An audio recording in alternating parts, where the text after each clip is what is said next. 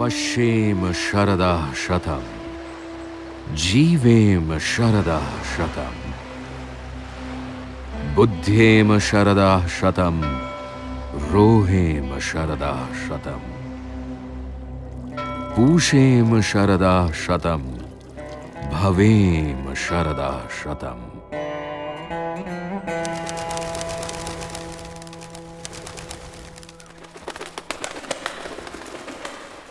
Ayurvedo Amrudanam. This is the rhyme from Veda, which means that Ayurveda is nothing but for longevity. And Charaka says Ayurveda has no starting, no ending. It is Anadan and Anadi, which means the knowledge of Ayurveda has been remaining in the universe all the time to come. In that way, the Ayurveda came into literary existence through samhitas like Charaka, Sushruta and Vagpada some 3000 years back. In fact, these two schools of thought led to the writing of two major books on Ayurveda, Charaka Samhita and Sushruta Samhita. Most of the modern illnesses, because modern medicine has eliminated many of the infectious diseases, the overall living conditions have improved, but these diseases, what we call as the lifestyle disorders, are really going to be the problem of the future.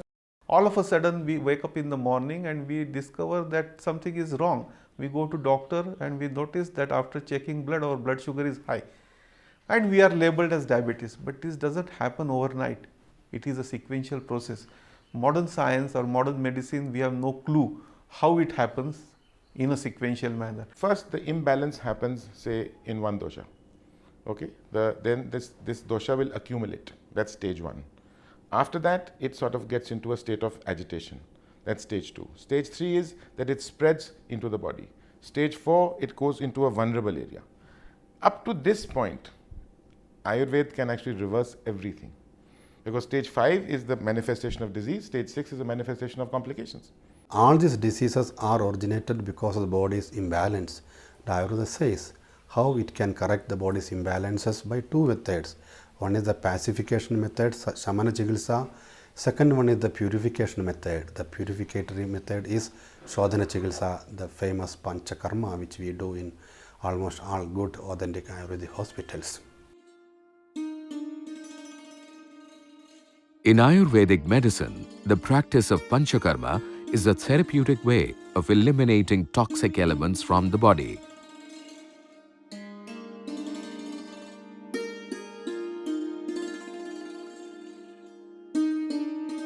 During the massage with warm handmade herbal oils, the body is detoxified through the skin. In Ayurveda, this oil treatment is called Snehana. The use of Svedana will result in the patient breaking out in a sweat.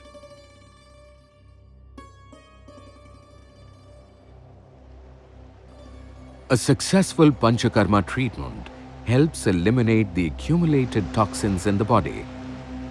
And yoga brings man to the natural state of tranquility, which is equilibrium.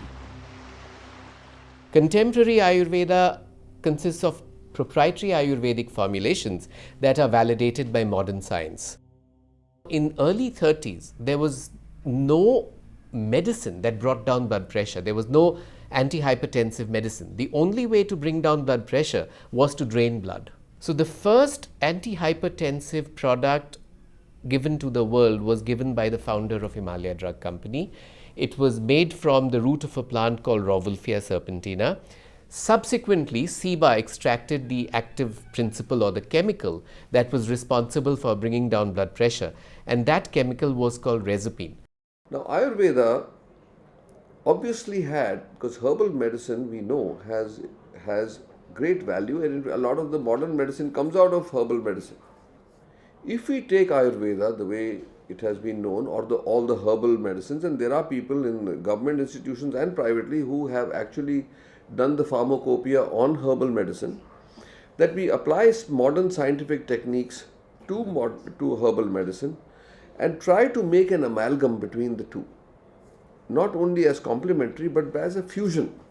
That I think that there is room to fuse modern medicine and herbal medicine to achieve two things. One, that your therapies will be equally good or more effective. Two, they will be imminently more human friendly, so that you don't have to cut out the body or you don't have to use X-ray and all that. And third, it would be half the price.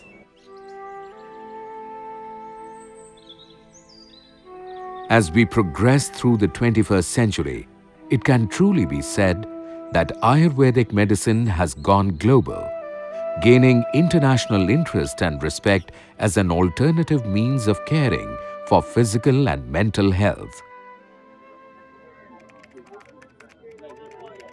I see why our medical doctors are coming to our training. They're coming because they have lost their dharma, as you say. You know, they once studied medicine because they wanted to do something for humanity. Then they ended up in a technical medicine. Now they're coming to our trainings in Ayurvedic medicine because they're finding back back to their own profession, and they're finding back to their own mission in life they want to share. Today, one of the world's most ancient and continuously practiced medical systems is seeking its place in the modern world.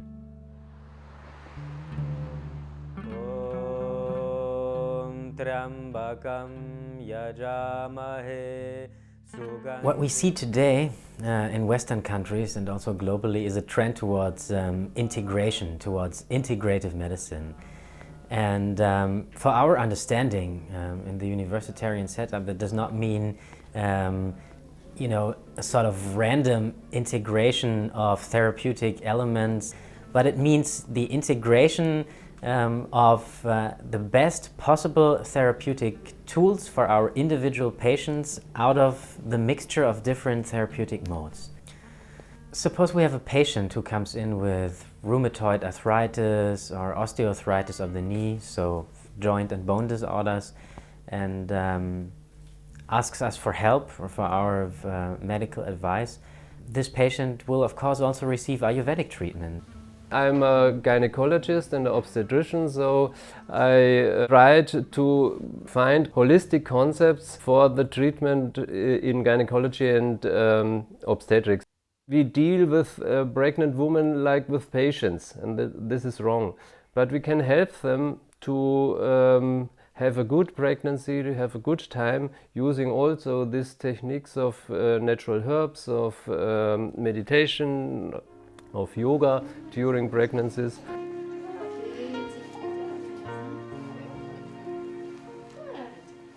Also, we start to teach the mothers to apply Ayurvedic massage to their newborn babies every day. This moment they start with the massage, the babies are very quiet, very relaxed, and this is, I think, a very important and pleasant atmosphere. Ayurveda being a holistic form of medicine, it bears close resemblance to European medical traditions. Europeans, therefore, have found a growing acceptance of this ancient medical system.